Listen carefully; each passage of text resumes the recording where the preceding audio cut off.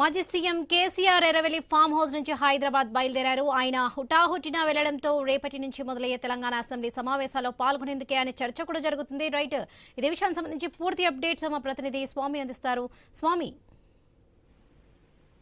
BRS party అధినేత మాజీ ముఖ్యమంత్రి కేసీఆర్ ఎర్రవెల్లి వ్యవసాయ క్షేత్రం నుంచి హైదరాబాద్ బయలుదేరారు. రేపు ప్రారంభమయ్యేటువంటి అసెంబ్లీ శీతాకాల సమావేశాలు ఆయన పాల్గొంటారు. ఇటీవలనే పార్టీ నేతల సమావేశాల్లో వస్తానని చెప్పేసి కూడా తెలుస్తుంది. మరోవైపు టెక్నికల్ గా కూడా ప్రతి 6 నెలలకు ఒకసారి ఖచ్చితంగా అసెంబ్లీ సమావేశాలకు హాజరు కావాల్సి ఉంటుంది, లేకపోతే అనర్హత వేటుపడే అవకాశంగా ఉంటుంది. అలాంటి టెక్నికల్ ఇష్యూస్ కూడా ఇప్పుడు కేసీఆర్ వచ్చి సమావేశాలకు వచ్చి మొదటి రోజు హాజరయ్యి సంతకం పెట్టి కొన్ని కీలక చర్చలు ఉంటే పాల్గొనే అవకాశం ఉన్నట్టుగా కూడా చర్చ జరుగుతుంది. ఇందుకోసమే కేసీఆర్ ఈ సమావేశాలకు రాబోతున్నట్టుగా కూడా తెలుస్తుంది. మరి కాసేపట్లో ఆయన హైదరాబాద్ లో ఉన్నటువంటి గాంధీనగర్ నివాసానికి చేరుకుంటారు. ఒకవైపు పార్టీ నేతలంతా కూడా కీలక నేతలతో కూడా ఈ రోజు మరింత సమావేశం నిర్వహించే అవకాశం కనబడుతుంది.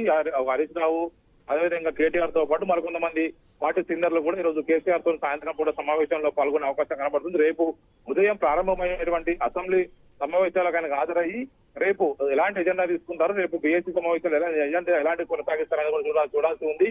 ఇటీవలనే ఒకవైపు రాష్ట్ర ప్రభుత్వం కూడా గత బీఆర్ఎస్ ప్రభుత్వ హయాంలో కృష్ణా గోదావరి నదులపై చేపట్టేటువంటి ప్రాజెక్టులు, వాటిలో జరిగినటువంటి లోటుపాట్లు, అదేవిధంగా ఇటీవల కాళేశ్వరం మీద ఏర్పాటు చేసిన కమిషన్ ఇచ్చిన రిపోర్టు పైన కూడా అసెంబ్లీలో పెడతారని చెప్పేసి చర్చ కొనసాగుతుంది. ఇటు కేసీఆర్ ను కూడా సమావేశంలో పాల్గొనాలని చెప్పేసి ముఖ్యమంత్రి రేవంత్ రెడ్డి పదే ఆహ్వానిస్తున్నారు. దీనికి తోడు కృష్ణానది పైన తెలంగాణ జరుగుతున్నటువంటి అన్యాయం పైన కేసీఆర్ ఇటీవలనే ఆంధ్రప్రదేశ్ ప్రభుత్వం చేస్తున్నటువంటి విషయంలో తెలంగాణ ప్రభుత్వం మిన్నకుండా ఉండబోతుంది, ఇంత తెలంగాణకు అన్యాయం జరుగుతుందన్న విషయాన్ని కూడా చెప్పారు.